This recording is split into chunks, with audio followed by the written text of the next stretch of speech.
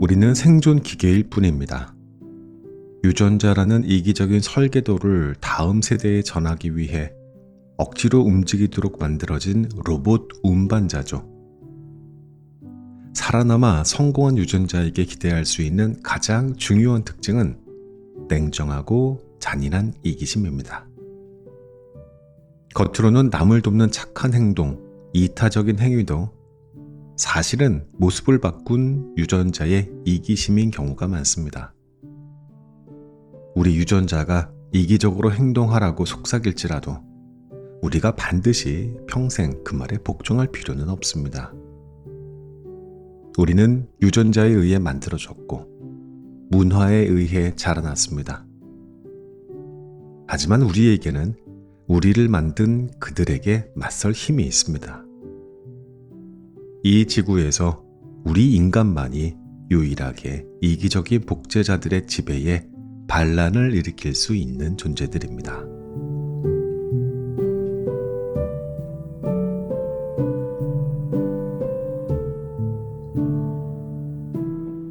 안녕하셨습니까? 책 읽는 자작입니다.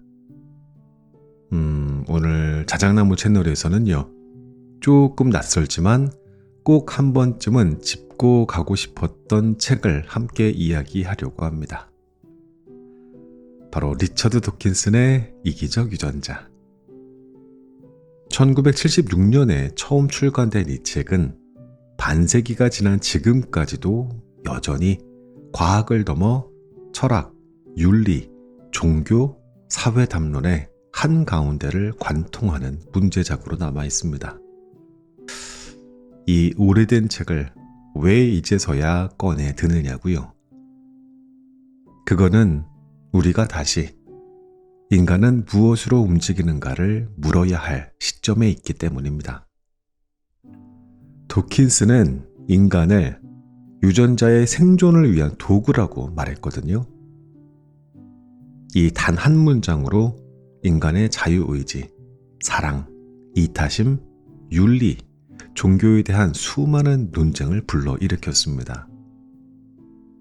그가 던진 질문은 단순히 생물학의 영역에 머무르지 않아요. 우리의 관계, 욕망, 선택, 심지어 선함이라는 감정까지 모두가 생존을 위한 전략이라면 우리는 대체 무엇을 위해 살아가는 걸까요?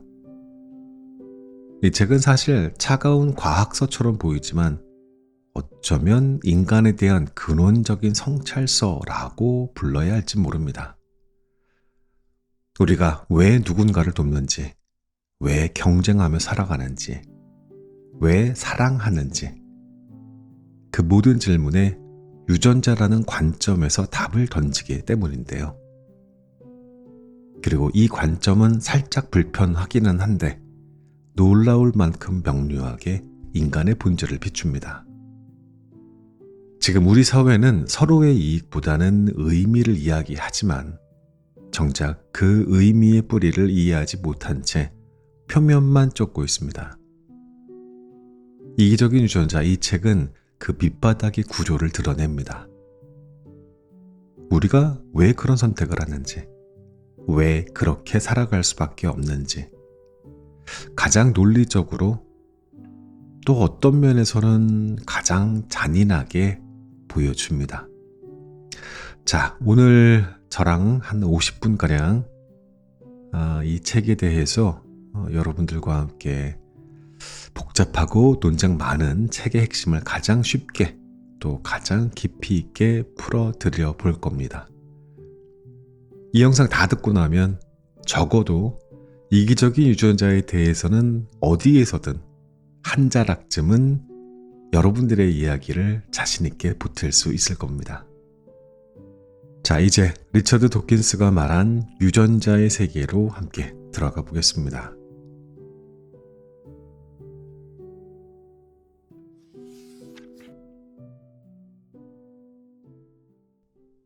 (1976년) 이기적 유전자가 나왔을 때 대부분의 과학자들은 동물들이 종족 전체의 이익이나 집단의 이익을 위해 희생하고 돕는다고 믿었습니다. 마치 이타적인 행동이 종족의 번영이라는 훌륭한 목표를 위한 것이라는 설명이 당연했죠. 바로 그때 옥스퍼드의 젊은 동물학자 리처드 도킨스가 나타나 이 모든 상식에 정면으로 반대를 합니다. 그는 진화의 진짜 주인공은 개체도 집단도 종족도 아니며 오직 아주 작은 유전자일 뿐이라고 외쳤습니다. 생명 현상의 중심에는 자기 복제 코드를 영원히 이어가려는 유전자의 잔인한 이기심이 있으며 우리 인간을 포함한 모든 생명체는 그 유전자를 운반하는 운반 로봇일 뿐이라는 그의 주장은 모두에게 큰 충격을 줬습니다. 많은 사람들이 이기적인 유전자라는 제목을 보고 이 책이 인간은 원래 이기적이다 라고 말하거나 이기적인 삶을 살라고 부추기는 책이라고 오해합니다. 하지만 그건 책의 진짜 내용을 오해한 겁니다. 도킨스가 말하는 이기주의와 이타주의는 윤리나 도덕적인 좋고 나쁨의 판단이 아니거든요. 도킨스는 이 단어들을 철저히 행동의 결과만으로 정의합니다. 즉, 어떤 행동이 자신의 생존 확률을 낮추고 다른 개체의 생존 확률을 높이면 이타적이라고 부르고 그 반대면 이기적이라고 부른다는 뜻이에요. 다시 말해 이 책은 사람들의 나쁜 마음을 파헤치는 심리학 책이 아니라 오직 살아남아 번식하는 결과만을 기준으로 생명이 어떻게 움직이는지를 유전자 관점에서 설명하는 냉철한 과학책입니다. 겉보기에는 정말 착하고 고귀해 보이는 행동이 사실은 유전자의 이기적인 목적에 어떻게 딱 맞을 수 있는지를 논리적으로 풀어내는 것이 이 책의 진짜 목표입니다. 이기적 유전자는 나오자마자 전문가뿐 아니라 일반 독자들과 학생들에게도 엄청나게 인기를 끌었다고 합니다. 그 비결은 복잡한 과학 이론을 아주 쉬운 문장과 재미있는 비유로 풀어내는 도킨스의 뛰어난 글솜씨 때문이었는데요. 도킨스는 유전자를 영원히 사는 설계도, 객체를 생존 기계, 유전자와 개체의 관점을 조정선수와 보트에 비유하며 독자들이 어려운 개념을 머릿속에 쉽게 그려볼 수 있도록 도와줍니다. 그의 글은 단순히 지식을 전달하는 것을 넘어 독자 스스로 생명의 근원적인 질문에 대해 생각하게 만드는 지적인 즐거움을 줍니다. 이 책이 단순한 과학책을 넘어 시대를 뛰어넘는 고전이 된 이유가 바로 여기에 있거든요. 지금부터 우리는 태초의 아주 오래된 바다, 원시수프에서 시작해 유전자의 눈으로 생명의 탄생과 진화, 그리고 돕고 배신하는 전략, 나아가 인간 문화의 시작까지 아우르는 거대한 여정을 떠나볼 겁니다.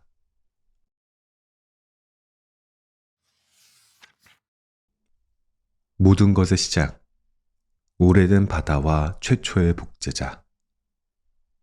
이기적 유전자의 논리는 가장 근본적인 질문, 생명은 어떻게 시작되었을까에서 출발합니다.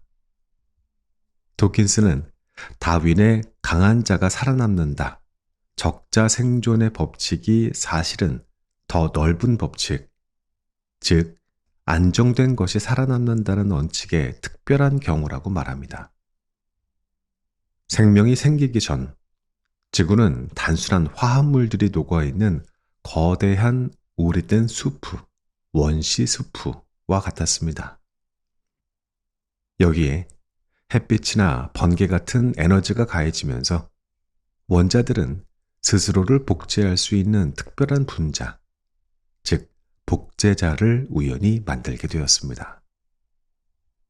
이 최초의 복제자는 스스로의 사본을 만드는 능력을 가졌습니다. 하지만 복제 과정은 완벽하지 않았고 가끔씩 돌연변이가 생겼습니다. 이 실수 덕분에 더 안정하거나 더 빠르거나 더 정확하게 복제하는 능력을 가진 복제자들이 생겨났고, 안정된 재료를 두고 경쟁하면서 가장 잘 복제하는 복제자들이 살아남아 늘어났습니다. 이것이 바로 자연 선택의 시작이었던 거죠. 영원히 사는 설계도. 유전자는 어떻게 오래 살아남을까? 그렇다면 왜 유전자가 진화의 주인공일까요? 우리 몸이나 집단이 아닌 왜 이 작은 유전자가 주인공이 됐을까요? 그 이유는 바로 수명과 정확한 복제 능력이 있습니다. 우리 몸은 태어나서 늙고 죽는 일시적인 존재입니다. 하지만 우리 몸속에 있는 유전자는 다르죠. 도킨스는 우리 몸을 카드 게임에서 잠시 받은 손에 든 패에 비유합니다. 게임이 끝나면 패는 흩어지지만 그 패를 이루는 카드 유전자는 자체를 파괴하지 않고 다음 게임에 다시 쓰입니다. 유전자들은 부모에게서 자식들에게로 전달될 때 새로운 조합으로 섞이지만 유전자 그 자체는 파괴되지 않고 수많은 세대를 거쳐 계속 살아남습니다. 유전자는 아주 오랜 시간 동안 안정적으로 살아남으며 자연 선택의 대상이 될 수 있는 유일한 존재, 즉 진짜 복제자입니다. 우리 몸은 사라지지만 유전자는 영원하다는 거죠. 우리는 그저 유전자를 다음 세대로 전달하는 임시 운반체일 뿐인 겁니다. 스스로를 복제하며 우세해진 유전자들은 자신을 보호하고 경쟁자와 싸우고 외부 환경에 효과적으로 대처할 방법이 필요했습니다. 그래서 유전자가 생각해낸 해결책은 바로 자신을 담을 그릇, 즉 생존 기계를 만드는 것이었어요. 처음에는 단순한 보호막에 불과했던 생존 기계는 수억 년 동안 진화하며 점점 복잡하고 정교해져 오늘날 우리가 보는 동식물의 놀라운 몸이 되었습니다. 이 모든 복잡한 구조의 가장 중요한 목적은 단 하나, 유전자를 안전하게 지키고 다음 세대로 성공적으로 넘겨주는 것입니다. 특히 동물의 몸에서 나타난 중요한 발전은 바로 뇌입니다. 유전자는 외부 상황에 빠르고 정확하게 대처하기 위해 고성능 컴퓨터 같은 뇌를 만들어냈어요. 뇌는 유전자의 대신 움직이는 역할, 즉 집행자의 역할을 합니다. 하지만 유전자가 뇌에게 실시간으로 명령을 내릴 수는 없습니다. 마치 안드로메다 은하의 외계인이 지구의 로봇을 조종하듯 거리가 너무 멀어 시간 차이 때문에 실시간 조종이 불가능합니다. 유전자와 뇌의 관계도 마찬가지입니다. 유전자가 행동을 직접 조종하기에는 행동이 너무 빠릅니다. 그래서 유전자는 뇌에 단맛이 나는 것 먹어라, 아프면 피하라처럼 살아남는 데 유리한 일반적인 전략과 규칙을 미리 프로그램해 둡니다. 뇌는 이 프로그램에 따라 실시간 정보를 처리하고 가장 좋은 행동을 결정하는 실행 담당자인 셈이죠. 이기적인 계산법, 착한 행동과 협력의 비밀. 이기적 유전자가 만들어낸 착한 행동 1. 가족 돕기. 여기에서 우리는 이 책의 가장 큰 궁금증과 마주합니다. 이기적인 유전자의 설계도가 어떻게 착한 행동을 하는 생명체를 만들어낼 수 있을까요?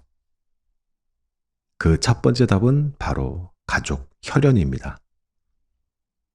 진화생물학자 윌리엄 해밀턴의 가족 선택 이론이 그 비밀을 알려줍니다.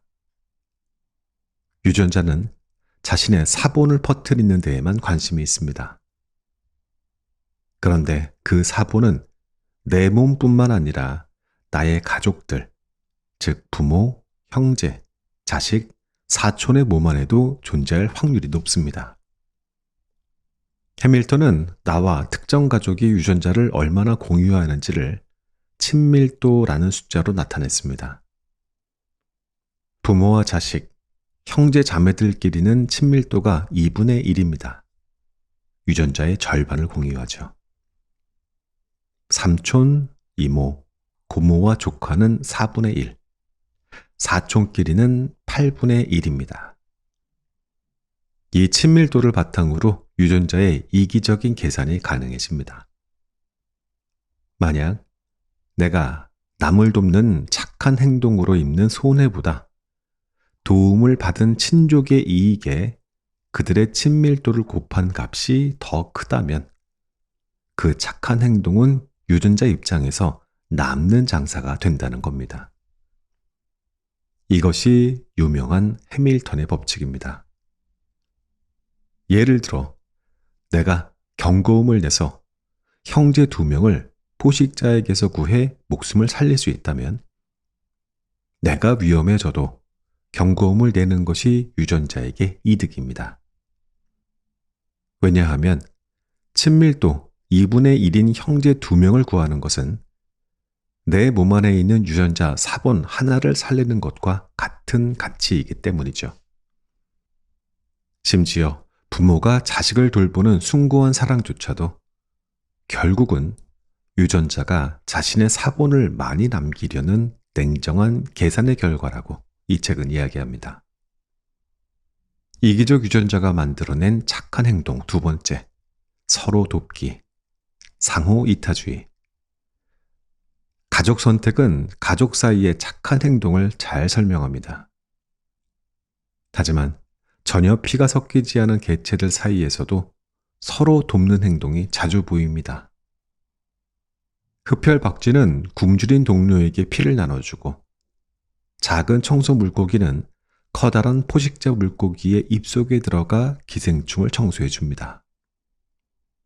이 2번째 비밀은 서로 돕기, 상호 이타주의라는 개념이 있습니다. 이 원리는 너의 등을 긁어줄 테니 나중에 내 등을 긁어줘 라는 간단한 문장으로 요약됩니다. 내가 지금 남에게 베푼 도움을 미래에 돌려받을 가능성이 충분히 높다면 잠시 손해를 보더라도 남을 돕는 것이 장기적으로는 나에게 이득이 된다는 전략적인 판단인 거죠. 이 아이디어의 강력함은 반복되는 죄수의 딜레마 게임 실험을 통해 증명됐습니다. 이 게임에서 가장 단순한 전략 중 하나인 눈에는 눈, 이에는 이 전략이 우승을 차지했습니다. 이 전략의 규칙은 간단합니다. 첫 번째는 무조건 협력한다. 착하다. 그 다음부터는 상대방이 바로 전에 했던 행동을 그대로 따라한다. 보복할 줄 안다. 상대방이 다시 협력하면 과거의 배신을 잊고 다시 돕는다. 용서할 줄 안다. 이 실험은 피 한 방울 안 섞인 개체들 사이에서도 믿음과 협력이 순전히 이기적인 계산을 통해 생겨날 수 있음을 명쾌하게 보여주고 있습니다. 유전자에게 협력은 도덕적인 선택이 아니라 가장 똑똑한 생존 전략인 것이죠. 진화론의 큰 싸움과 새로운 생각. 세기의 논쟁. 나, 개인을 위한 진화 대 집단을 위한 진화. 진화론에서 가장 오래된 논쟁 중 하나는 자연 선택이 누구를 기준으로 작용하는가였습니다.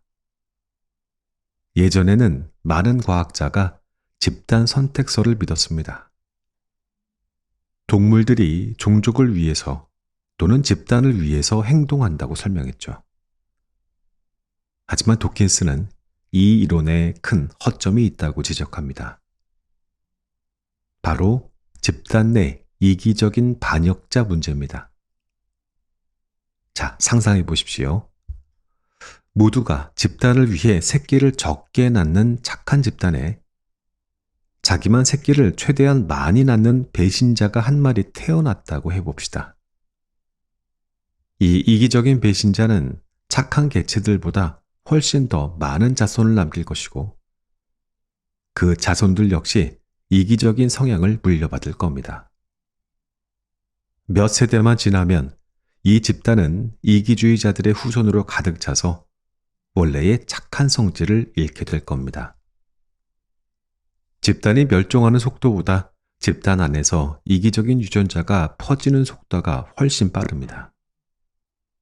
도킨스는 새들이 알을 낳는 수, 한 배 알수 역시 집단을 위한 희생이 아니라 어미새 자신의 유전자를 최대한 많이 남기기 위한 가장 효율적인 계산의 결과임을 증명했습니다.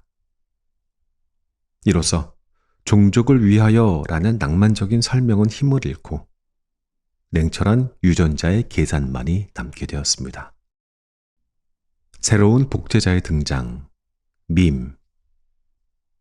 이기적 유전자의 가장 독창적인 생각 중 하나는 바로 책의 마지막 장에 나오는 밈이라는 개념이에요. 유전자로만 설명하기 어려운 인간의 독특한 문화적인 진화를 설명하기 위해 새로운 복제자가 필요하다고 도킨스는 주장했습니다. 밈이란 무엇일까요? 도킨스는 밈을 문화가 전달되는 단위 또는 모방의 단위라고 정의합니다. 유전자가 정자와 난자를 통해 몸에서 몸으로 복사되듯이 밈은 모방을 통해 뇌에서 뇌로 퍼져나갑니다. 아름다운 노래, 유행하는 패션, 종교적인 믿음, 건축을 짓는 기술 등이 모두 밈입니다. 이 밈들은 유전자처럼 복제되고 서로 경쟁하며 살아남기 위해 진화합니다. 흥미로운 점은 유전자의 이익과 밈의 이익이 때로는 서로 싸울 수도 있다는 겁니다. 예를 들어 신부나 스님의 독신주의를 생각해 봅시다. 유전자의 관점에서 자식을 낳지 않는 것은 최악의 전략입니다.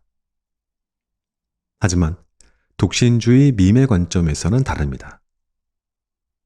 만약 성직자가 결혼해서 가정을 꾸리는데 힘을 쏟는다면 종교적인 밈, 가르침이나 의식 등을 전파하는데 쓸 에너지가 줄어들 겁니다. 따라서 독신주의 밈은 종교 밈들을 더 잘 퍼뜨리는 데 도움을 주면서 함께 살아남는 겁니다. 밈의 등장은 인간이 유전자의 지배에서 벗어날 수 있는 새로운 길을 열었다는 것을 보여줍니다. 우리는 유전자의 로봇일 뿐만 아니라 문화, 밈의 로봇이기도 한 것이죠. 도킨스는 여기에서 멈추지 않고 유전자의 영향력이 우리가 생각하는 몸의 경계를 넘어 바깥 세상에까지 미칠 수 있다고 주장했습니다. 이것이 바로 확장된 표현형 개념입니다.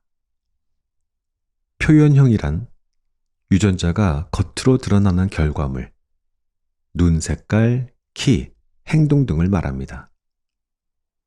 도킨스는 유전자의 영향력이 자신의 몸 밖에서도 나타난다고 설명합니다. 날돌의 유충의 집.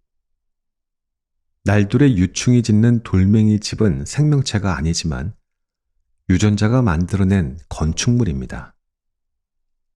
더 튼튼한 집을 짓게 하는 유전자가 살아남았습니다. 이 돌멩이 집은 날돌의 유전자의 확장된 표현형인 것이죠. 비버의 댐. 비버가 만드는 거대한 댐과 호수 역시 비버 유전자가 주변 환경을 자신에게 유리하게 바꾼 결과물입니다. 기생충의 조종.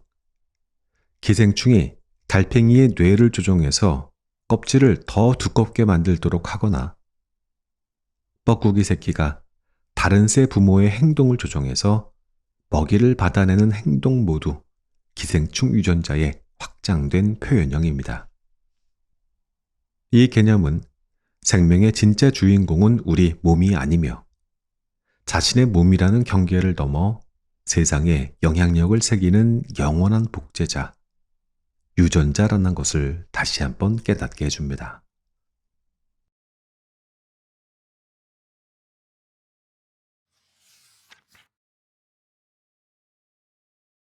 이기적인 유전자 이론에 대한 오늘날의 생각과 비판. 아무리 훌륭한 과학 이론이라도 완벽할 수 없습니다. 이기적 유전자 역시 많은 비판을 받으며 발전했습니다. 오늘날의 생물학자들은 유전자가 생명의 지배자라는 관점에서 벗어나 유전자는 세포라는 전체 시스템 안에서 사용되는 설계 도면에 가깝다고 주장합니다. 실제로 유전자가 혼자 복제할 수 없고 세포 전체에 복잡한 기계 장치가 필요합니다. 또한 최근 연구, 후성 유전학에 따르면 환경의 영향이 유전자에 영향을 주어 다음 세대에 전달될 수도 있다는 증거도 나오고 있습니다. 이러한 비판들은 도킨스의 이론을 버리자는 것이 아닙니다. 오히려 유전자의 역할을 생명현상이라는 복잡한 네트워크 속에서 더 정확하게 이해하려는 노력입니다. 유전자의 눈으로 보는 관점은 여전히 강력하지만 우리는 이제 생명이 유전자 하나만으로는 설명할 수 없는 여러 단계가 서로 얽힌 복잡한 시스템이라는 것을 더 깊이 이해하게 된 것입니다. 이기적 유전자 이론에 대한 최근 논쟁. 주인공은 유전자 하나만이 아니다. 리처드 도킨스 교수가 이기적 유전자를 발표한 이후에 과학자들은 진화의 진짜 주인공은 유전자 하나뿐인가 라는 질문을 계속 던져왔습니다. 최근 생물학에서는 유전자만이 전부가 아니며 생명은 훨씬 더 복잡한 시스템이다 라는 비판과 논쟁이 활발합니다. 가장 중요한 논쟁 3가지를 아주 쉽게 설명해 보겠습니다. 논쟁 1. 유전자는 주인인가 아니면 설계 도면일 뿐인가? 도킨스는 유전자를 마치 건물을 짓도록 지시하고 통제하는 집의 주인처럼 묘사합니다. 유전자가 모든 것을 결정하고 우리 몸은 그 주인을 운반하는 로봇이라고 본 거죠. 하지만 최근 과학자들은 이렇게 반박합니다. 유전자는 스스로 복제하거나 작동할 수 없습니다.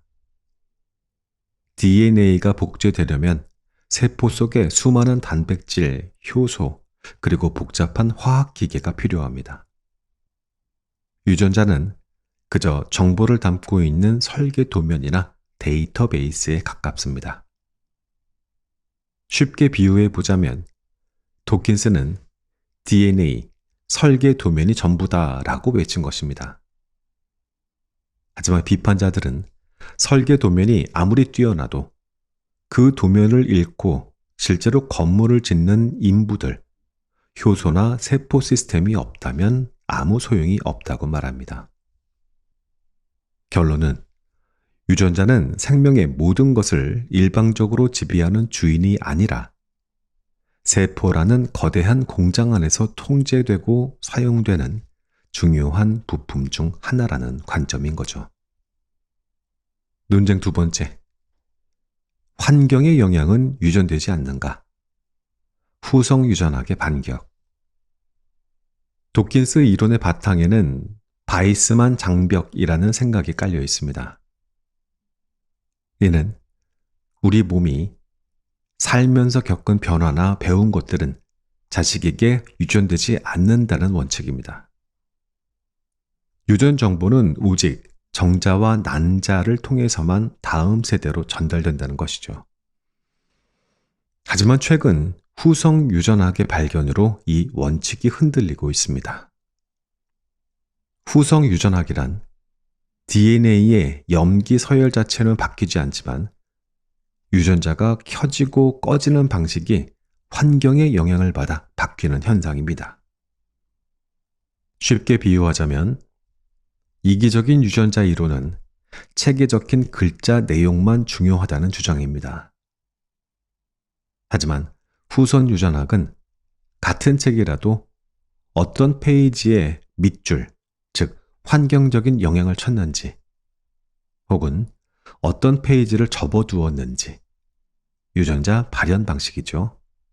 에 따라서 책의 영향력이 달라지고 이 밑줄친 습관이 다음 책으로 전달될 수도 있다는 것을 보여줍니다. 즉, 두 번째 논쟁의 결론은 부모가 겪은 스트레스, 영양 상태, 트라우마 같은 환경적인 영향이 유전자를 작동시키는 스위치의 변화를 일으켜서 그 변화가 다음 세대까지 전달될 수 있다는 연구 결과들이 나오고 있습니다.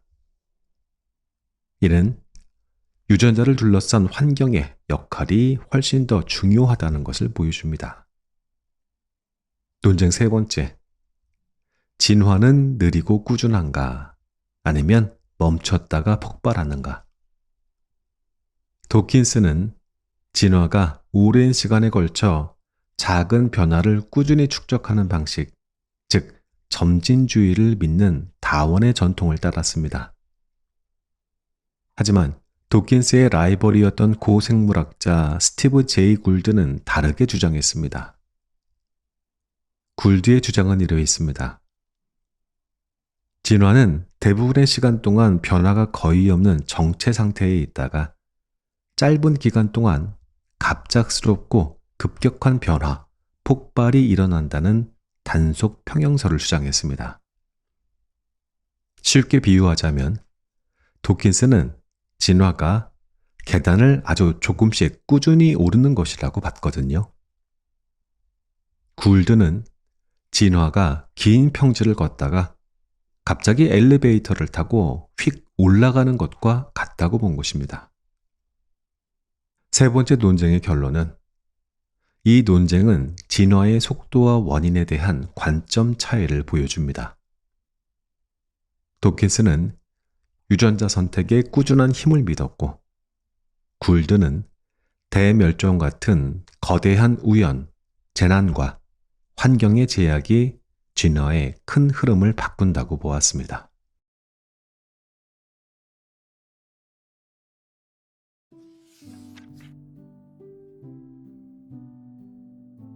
우리는 유전자의 명령에 저항할 수 있는가? 자, 긴 여정을 달려왔습니다. 40억 년 전 원시수프에서 시작해 오늘날 놀라운 생명의 다양성까지 우리는 유전자의 눈으로 생명을 바라보는 새로운 관점을 살펴봤습니다. 이제 이기적 유전자가 우리에게 남기는 가장 중요한 메시지를 간결하게 이야기로 마무리해 볼게요. 첫 번째, 우리가 발견한 진실, 유전자와 이타주의. 우리는 진화의 무대에서 진짜 주인공이 개체나 종족이 아닌 유전자라는 놀라운 사실을 발견했습니다. 생명의 주인공, 개체는 사라져도 유전자는 영원히 다음 세대로 전달됩니다. 우리 인간을 포함한 모든 에너지는 유전자가 자신을 보존하고 전달하기 위해 만든 생존 기계일 뿐입니다. 이기심이 만든 착한 행동, 우리는 모두 냉혹한 존재일까요? 아닙니다. 이기적인 유전자가 역설적으로 이타적인 행동을 만들어냈습니다. 가족을 돕는 것은 결국 내 유전자 사본을 돕는 냉철한 계산이거든요. 가족이 아니어도 협력하는 것은 너의 등을 긁어줄게 라는 장기적인 생존 전략이었습니다. 협력은 도덕이 아니라 가장 뛰어난 생존 전략이었던 겁니다. 여기에는 문화라는 혁명도 있습니다. 인간은 유전자 외에 밈이라고 부르는 두 번째 복제자를 만들어냈습니다. 노래, 과학, 종교 같은 문화가 뇌에서 뇌로 빠르게 복제되며 느린 생물학적 진화와는 비교도 안 될 만큼 빠른 속도로 우리를 변화시킵니다. 두 번째, 가장 큰 오해와 인간의 특별함. 여기까지 들으면 많은 분들이 우리는 결국 유전자의 로봇이며 자유의지는 없다고 오해합니다. 이것이 바로 이 책에 대한 가장 큰 오해였습니다. 저자는 우리는 이기적으로 태어났다고 말했지만 동시에 우리가 반드시 평생 유전자에만 복종해야 하는 것은 아니다 라고 강조했습니다. 그는 숙명론이 아닌 해방의 길을 보여주고 있었어요. 우리가 유전자의 명령을 거부할 수 있는 이유는 인간이 다른 생명체와는 근본적으로 다른 세 가지의 특별한 힘을 가졌기 때문입니다. 미래 예측 능력. 우리는 본능적인 충동에 즉각 반응하는 동물이 아닙니다. 우리는 미래를 시뮬레이션하고 당장의 이득이 아닌 옳은 가치와 장기적인 목표를 위해 행동을 선택할 수 있습니다. 순수한 이타주의 이해. 동물의 이타주의가 계산된 것이라면 우리는 혈연도 보답도 기대하지 않는 순수한 사심없는 이타주의를 상상하고 실천할 수 있습니다. 가르치고 배우는 능력. 우리는 남을 돕는 법, 공정하게 행동하는 법 같은 가치를 교육, 밈을 통해 빠르게 전달하고 배울 수 있습니다. 배움은 본능적인 충동을 억제하고 더 나은 선택을 하게 만듭니다. 세 번째, 창조자에게 반역하는 존재. 도키스가 이 책을 진짜 쓴 이유는 지식은 힘이기 때문입니다. 우리가 왜 때때로 이기적이고 질투하고 집단에 몰두하는지, 그 충동이 수백만 년 전 조상들의 생존에 유용했던 유전자의 유산임을 이해하는 순간, 우리는 그것을 극복할 수 있습니다. 말하자면 이런 겁니다. 아, 이것은 내 유전자의 속삭임이구나. 하지만 나는 다른 선택을 할 수 있지. 우리가 출발점, 진화가 만든 본성을 선택할 수 없었지만 도착점, 어떤 사람이 될지는 선택할 수 있습니다. 저자는 마지막에 이렇게 선언하거든요. 우리는 유전자의 기계로 만들어졌고 밈의 기계로서 자라났다. 그러나 우리에게는 우리의 창조자에게 대항할 힘이 있다. 이 지구에서는 우리 인간만이 유일하게 이기적인 복제자들의 폭정에 반역할 수 있다. 생각해 보십시오. 유전자가 만들어낸 뇌가 그 유전자의 명령을 거부할 수 있다는 것은 얼마나 놀라운 일입니까? 피조물이 창조자에게 맞선다는 뜻 아니겠습니까? 이것이야말로 인간의 진정한 특별함이자 자유입니다. 저자의 이기적인 유전자는 우리에게 본성을 이해함으로써 그것을 넘어설 수 있는 힘과 더 나은 미래를 만들 수 있다는 희망을 주는 책이었습니다. 우리는 유전자의 독재에 저항할 수 있습니다. 여러분 모두 유전자의 명령을 뛰어넘어 스스로의 가치를 선택하는 자유로운 존재가 되시기 바랍니다.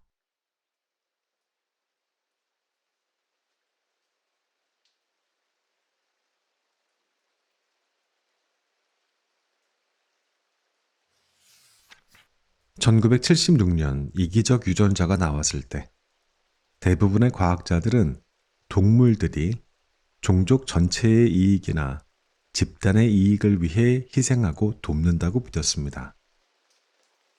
마치 이타적인 행동이 종족의 번영이라는 훌륭한 목표를 위한 것이라는 설명이 당연했죠.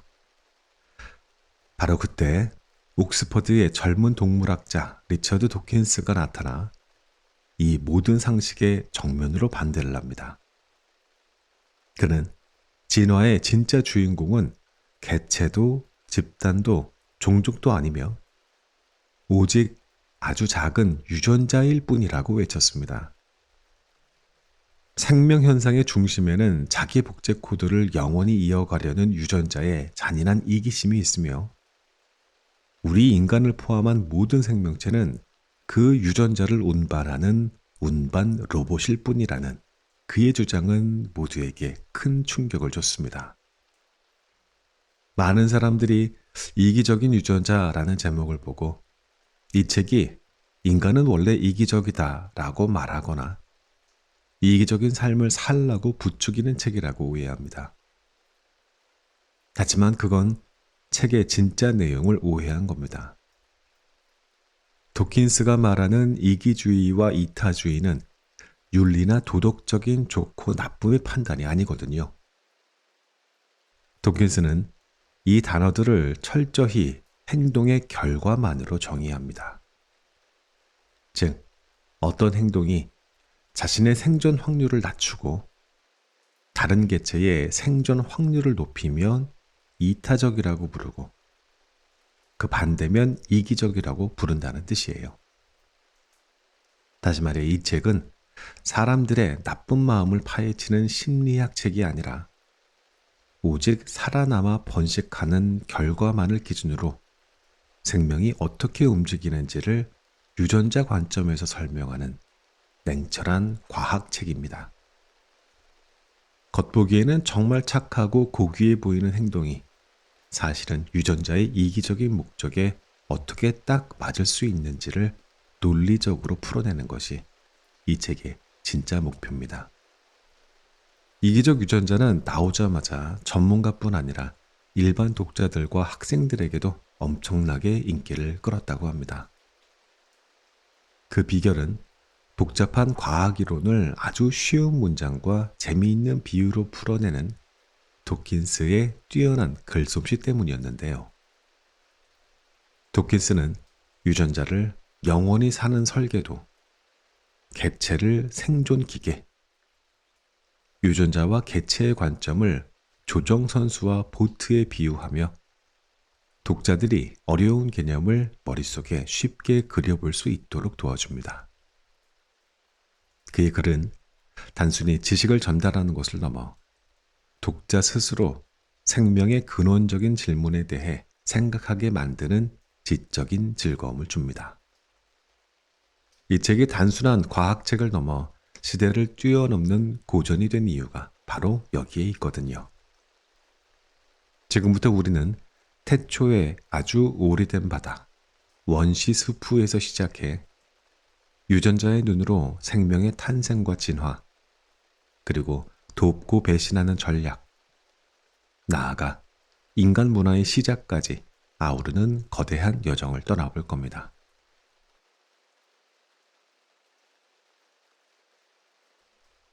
모든 것의 시작, 오래된 바다와 최초의 복제자. 이기적 유전자의 논리는 가장 근본적인 질문, 생명은 어떻게 시작되었을까에서 출발합니다. 도킨스는 다윈의 강한 자가 살아남는다, 적자 생존의 법칙이 사실은 더 넓은 법칙, 즉 안정된 것이 살아남는다는 원칙의 특별한 경우라고 말합니다. 생명이 생기기 전 지구는 단순한 화합물들이 녹아있는 거대한 오래된 수프, 원시 수프와 같았습니다. 여기에 햇빛이나 번개 같은 에너지가 가해지면서 원자들은 스스로를 복제할 수 있는 특별한 분자, 즉 복제자를 우연히 만들게 되었습니다. 이 최초의 복제자는 스스로의 사본을 만드는 능력을 가졌습니다. 하지만 복제 과정은 완벽하지 않았고 가끔씩 돌연변이가 생겼습니다.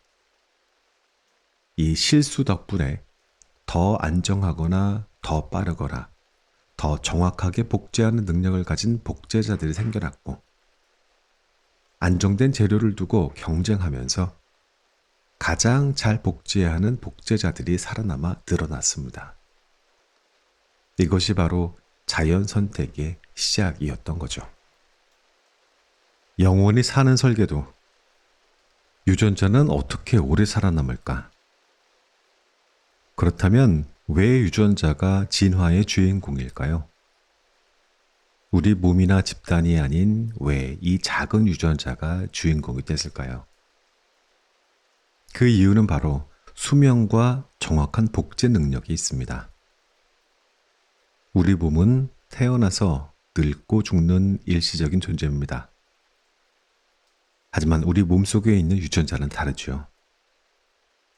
도킨스는 우리 몸을 카드 게임에서 잠시 받은 손에 든 패에 비유합니다. 게임이 끝나면 패는 흩어지지만 그 패를 이루는 카드 유전자는 자체를 파괴하지 않고 다음 게임에 다시 쓰입니다. 유전자들은 부모에게서 자식들에게로 전달될 때 새로운 조합으로 섞이지만 유전자 그 자체는 파괴되지 않고 수많은 세대를 거쳐 계속 살아남습니다. 유전자는 아주 오랜 시간 동안 안정적으로 살아남으며 자연 선택의 대상이 될 수 있는 유일한 존재, 즉 진짜 복제자입니다. 우리 몸은 사라지지만 유전자는 영원하다는 거죠. 우리는 그저 유전자를 다음 세대로 전달하는 임시 운반체일 뿐인 겁니다. 스스로를 복제하며 우세해진 유전자들은 자신을 보호하고 경쟁자와 싸우고 외부 환경에 효과적으로 대처할 방법이 필요했습니다. 그래서 유전자가 생각해낸 해결책은 바로 자신을 담을 그릇, 즉 생존 기계를 만드는 것이었어요. 처음에는 단순한 보호막에 불과했던 생존 기계는 수억 년 동안 진화하며 점점 복잡하고 정교해져 오늘날 우리가 보는 동식물의 놀라운 몸이 되었습니다. 이 모든 복잡한 구조의 가장 중요한 목적은 단 하나, 유전자를 안전하게 지키고 다음 세대로 성공적으로 넘겨주는 것입니다. 특히 동물의 몸에서 나타난 중요한 발전은 바로 뇌입니다. 유전자는 외부 상황에 빠르고 정확하게 대처하기 위해 고성능 컴퓨터 같은 뇌를 만들어냈어요. 뇌는 유전자의 대신 움직이는 역할, 즉 집행자의 역할을 합니다.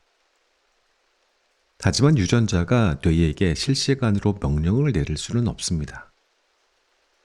마치 안드로메다 은하의 외계인이 지구의 로봇을 조종하듯 거리가 너무 멀어 시간 차이 때문에 실시간 조종이 불가능합니다. 유전자와 뇌의 관계도 마찬가지입니다. 유전자가 행동을 직접 조종하기에는 행동이 너무 빠릅니다. 그래서 유전자는 뇌에 단맛이 나는 것 먹어라, 아프면 피하라처럼 살아남는 데 유리한 일반적인 전략과 규칙을 미리 프로그램해 둡니다. 뇌는 이 프로그램에 따라 실시간 정보를 처리하고 가장 좋은 행동을 결정하는 실행 담당자인 셈이죠. 이기적인 계산법, 착한 행동과 협력의 비밀. 이기적 유전자가 만들어낸 착한 행동 1. 가족 돕기. 여기에서 우리는 이 책의 가장 큰 궁금증과 마주합니다. 이기적인 유전자의 설계도가 어떻게 착한 행동을 하는 생명체를 만들어낼 수 있을까요? 그 첫 번째 답은 바로 가족, 혈연입니다. 진화생물학자 윌리엄 해밀턴의 가족 선택 이론이 그 비밀을 알려줍니다. 유전자는 자신의 사본을 퍼뜨리는 데에만 관심이 있습니다. 그런데 그 사본은 내 몸뿐만 아니라 나의 가족들, 즉 부모, 형제, 자식, 사촌의 몸 안에도 존재할 확률이 높습니다. 해밀턴은 나와 특정 가족이 유전자를 얼마나 공유하는지를 친밀도라는 숫자로 나타냈습니다. 부모와 자식, 형제 자매들끼리는 친밀도가 2분의 1입니다. 유전자의 절반을 공유하죠. 삼촌, 이모, 고모와 조카는 4분의 1, 사촌끼리는 8분의 1입니다. 이 친밀도를 바탕으로 유전자의 이기적인 계산이 가능해집니다. 만약 내가 남을 돕는 착한 행동으로 입는 손해보다 도움을 받은 친족의 이익에 그들의 친밀도를 곱한 값이 더 크다면 그 착한 행동은 유전자 입장에서 남는 장사가 된다는 겁니다. 이것이 유명한 해밀턴의 법칙입니다. 예를 들어 내가 경고음을 내서 형제 2명을 포식자에게서 구해 목숨을 살릴 수 있다면 내가 위험해져도 경고음을 내는 것이 유전자에게 이득입니다. 왜냐하면 친밀도 2분의 1인 형제 2명을 구하는 것은 내 몸 안에 있는 유전자 4번 하나를 살리는 것과 같은 가치이기 때문이죠. 심지어 부모가 자식을 돌보는 숭고한 사랑조차도 결국은 유전자가 자신의 사본을 많이 남기려는 냉정한 계산의 결과라고 이 책은 이야기합니다.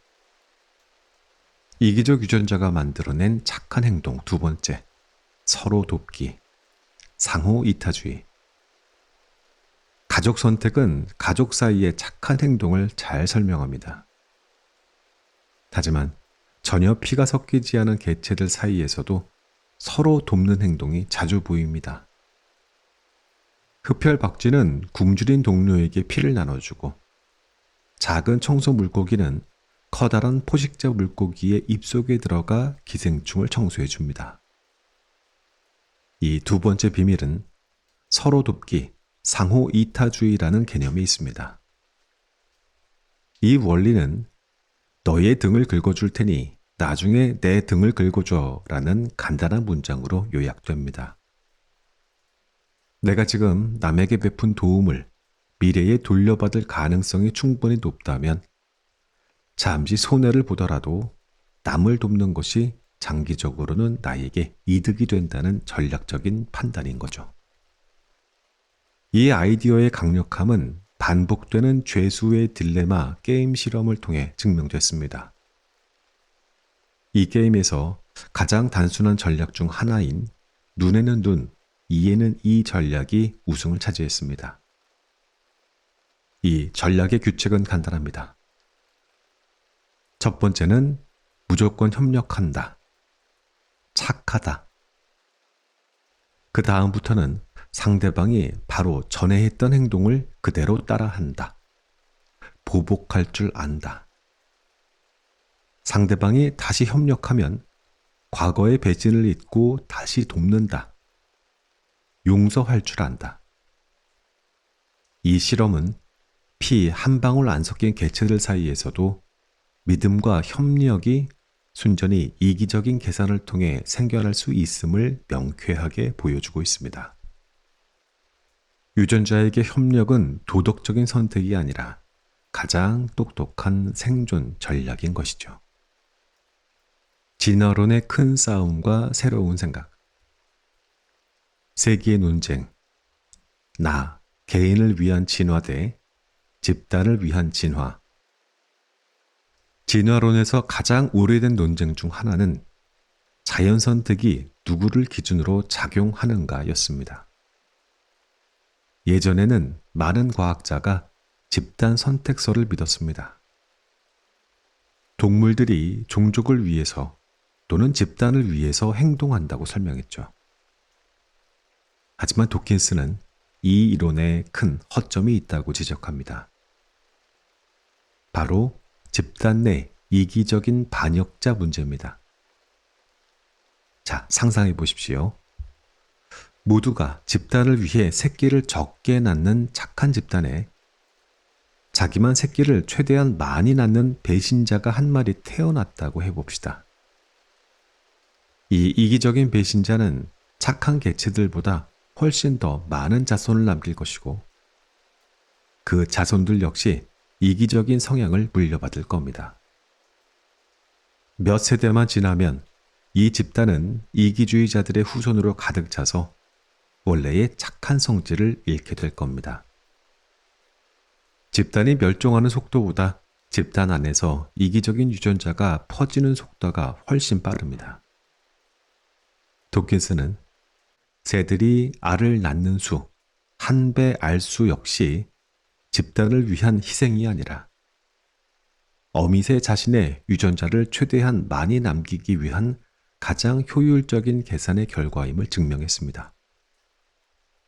이로써 종족을 위하여라는 낭만적인 설명은 힘을 잃고 냉철한 유전자의 계산만이 남게 되었습니다. 새로운 복제자의 등장, 밈. 이기적 유전자의 가장 독창적인 생각 중 하나는 바로 책의 마지막 장에 나오는 밈이라는 개념이에요. 유전자로만 설명하기 어려운 인간의 독특한 문화적인 진화를 설명하기 위해 새로운 복제자가 필요하다고 도킨스는 주장했습니다. 밈이란 무엇일까요? 도킨스는 밈을 문화가 전달되는 단위 또는 모방의 단위라고 정의합니다. 유전자가 정자와 난자를 통해 몸에서 몸으로 복사되듯이 밈은 모방을 통해 뇌에서 뇌로 퍼져나갑니다. 아름다운 노래, 유행하는 패션, 종교적인 믿음, 건축을 짓는 기술 등이 모두 밈입니다. 이 밈들은 유전자처럼 복제되고 서로 경쟁하며 살아남기 위해 진화합니다. 흥미로운 점은 유전자의 이익과 밈의 이익이 때로는 서로 싸울 수도 있다는 겁니다. 예를 들어 신부나 스님의 독신주의를 생각해 봅시다. 유전자의 관점에서 자식을 낳지 않는 것은 최악의 전략입니다. 하지만 독신주의 밈의 관점에서는 다릅니다. 만약 성직자가 결혼해서 가정을 꾸리는데 힘을 쏟는다면 종교적인 밈, 가르침이나 의식 등을 전파하는데 쓸 에너지가 줄어들 겁니다. 따라서 독신주의 밈은 종교 밈들을 더 잘 퍼뜨리는 데 도움을 주면서 함께 살아남는 겁니다. 밈의 등장은 인간이 유전자의 지배에서 벗어날 수 있는 새로운 길을 열었다는 것을 보여줍니다. 우리는 유전자의 로봇일 뿐만 아니라 문화, 밈의 로봇이기도 한 것이죠. 도킨스는 여기에서 멈추지 않고 유전자의 영향력이 우리가 생각하는 몸의 경계를 넘어 바깥 세상에까지 미칠 수 있다고 주장했습니다. 이것이 바로 확장된 표현형 개념입니다. 표현형이란 유전자가 겉으로 드러나는 결과물, 눈 색깔, 키, 행동 등을 말합니다. 도킨스는 유전자의 영향력이 자신의 몸 밖에서도 나타난다고 설명합니다. 날돌의 유충의 집. 날돌의 유충이 짓는 돌멩이 집은 생명체가 아니지만 유전자가 만들어낸 건축물입니다. 더 튼튼한 집을 짓게 하는 유전자가 살아남았습니다. 이 돌멩이 집은 날돌의 유전자의 확장된 표현형인 것이죠. 비버의 댐. 비버가 만드는 거대한 댐과 호수 역시 비버 유전자가 주변 환경을 자신에게 유리하게 바꾼 결과물입니다. 기생충의 조종. 기생충이 달팽이의 뇌를 조종해서 껍질을 더 두껍게 만들도록 하거나 뻐꾸기 새끼가 다른 새 부모의 행동을 조종해서 먹이를 받아내는 행동 모두 기생충 유전자의 확장된 표현형입니다. 이 개념은 생명의 진짜 주인공은 우리 몸이 아니며 자신의 몸이라는 경계를 넘어 세상에 영향력을 새기는 영원한 복제자, 유전자라는 것을 다시 한번 깨닫게 해줍니다.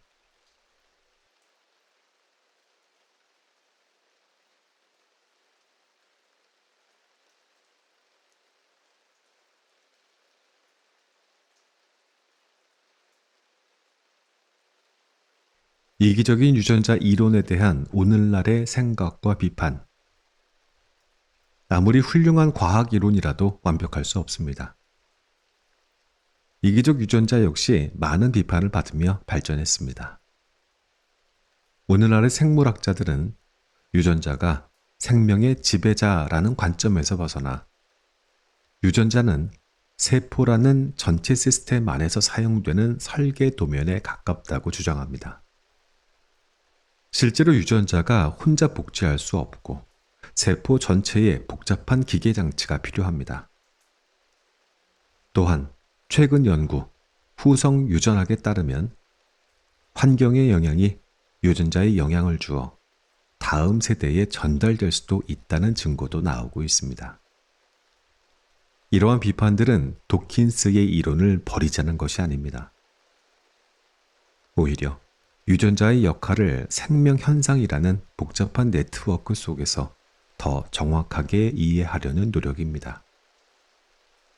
유전자의 눈으로 보는 관점은 여전히 강력하지만 우리는 이제 생명이 유전자 하나만으로는 설명할 수 없는 여러 단계가 서로 얽힌 복잡한 시스템이라는 것을 더 깊이 이해하게 된 것입니다. 이기적 유전자 이론에 대한 최근 논쟁. 주인공은 유전자 하나만이 아니다. 리처드 도킨스 교수가 이기적 유전자를 발표한 이후에 과학자들은 진화의 진짜 주인공은 유전자 하나뿐인가 라는 질문을 계속 던져왔습니다. 최근 생물학에서는 유전자만이 전부가 아니며 생명은 훨씬 더 복잡한 시스템이다 라는 비판과 논쟁이 활발합니다. 가장 중요한 논쟁 3가지를 아주 쉽게 설명해 보겠습니다. 논쟁 1.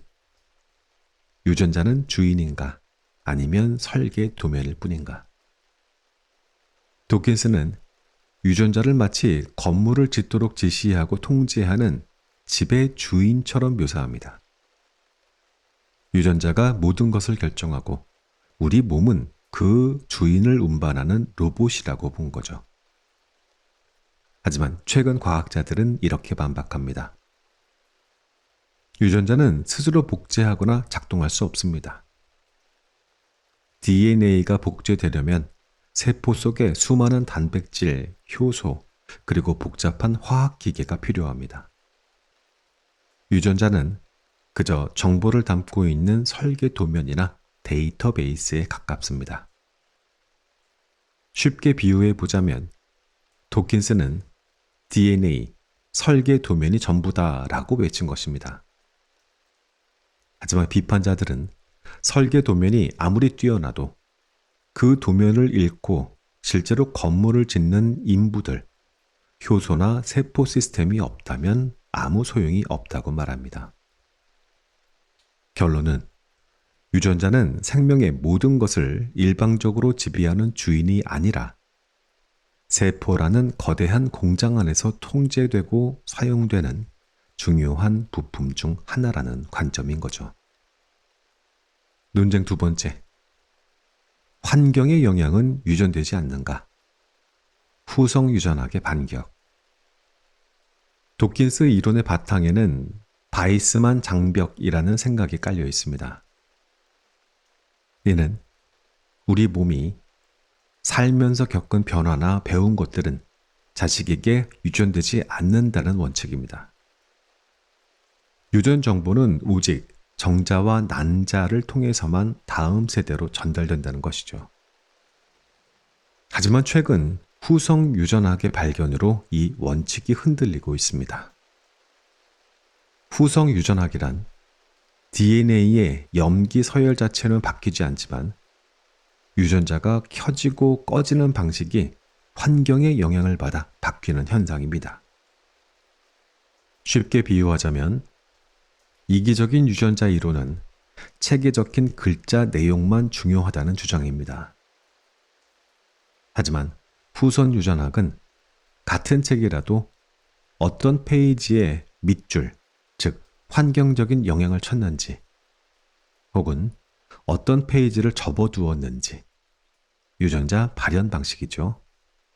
따라서 책의 영향력이 달라지고 이 밑줄 친 습관이 다음 책으로 전달될 수도 있다는 것을 보여줍니다.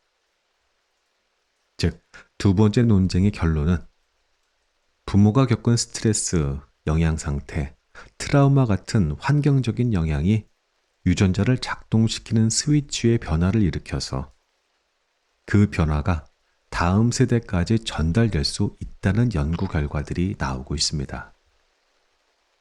이는 유전자를 둘러싼 환경의 역할이 훨씬 더 중요하다는 것을 보여줍니다. 논쟁 세 번째, 진화는 느리고 꾸준한가? 아니면 멈췄다가 폭발하는가? 도킨스는 진화가 오랜 시간에 걸쳐 작은 변화를 꾸준히 축적하는 방식, 즉 점진주의를 믿는 다원의 전통을 따랐습니다. 하지만 도킨스의 라이벌이었던 고생물학자 스티브 제이 굴드는 다르게 주장했습니다. 굴드의 주장은 이러 있습니다.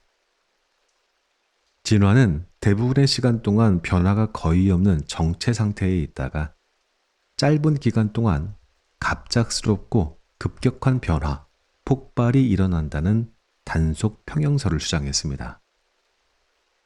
쉽게 비유하자면 도킨스는 진화가 계단을 아주 조금씩 꾸준히 오르는 것이라고 봤거든요. 굴드는 진화가 긴 평지를 걷다가 갑자기 엘리베이터를 타고 휙 올라가는 것과 같다고 본 것입니다. 세 번째 논쟁의 결론은 이 논쟁은 진화의 속도와 원인에 대한 관점 차이를 보여줍니다. 도킨스는 유전자 선택에 꾸준한 힘을 믿었고 굴드는 대멸종 같은 거대한 우연, 재난과 환경의 제약이 진화의 큰 흐름을 바꾼다고 보았습니다.